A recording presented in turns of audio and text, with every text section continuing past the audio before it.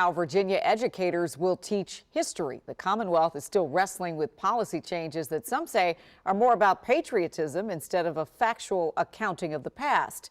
Education leaders are getting input from communities now. Their visit to our area wrapped up 3 hours ago at Mount Vernon. Casey Nolan was there. The historic Mount Vernon estate of George Washington hosted this modern-day debate over the subject of history in Virginia schools, both what should be taught and how. Stand up! On the grounds of Mount Vernon, a fight over history's march. Make sure that, the history that we learn is the history that we have here in communities. Tuesday, an overflow crowd showed up to let the Virginia State Board of Education know how they feel about the latest draft of revisions to the state's standards of learning for history and social sciences. Essentially, guidelines and requirements for K-12 classrooms. Emphasizing the entrepreneurial spirit of Columbus at the expense of a real assessment of his, shall we say, other qualities. You cannot address historic wrongs if no one knows about them. Why were the August standards rejected?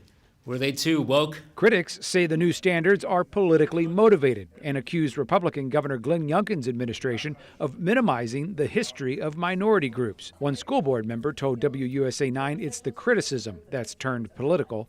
And while most here were against the changes, a few did show up in support. Please don't accept input from doomsday naysayers. Don't follow guidance of people pursuing grievance. Today, our children are being taught that there's nothing in our country's history to admire or to revere. But some teachers say there is also a problem with too many specific requirements in the new standards that could handcuff how they teach. History will judge you harshly if you go forward with what you're proposing. No decision on the revisions is expected until April. Casey Nolan, WUSA 9.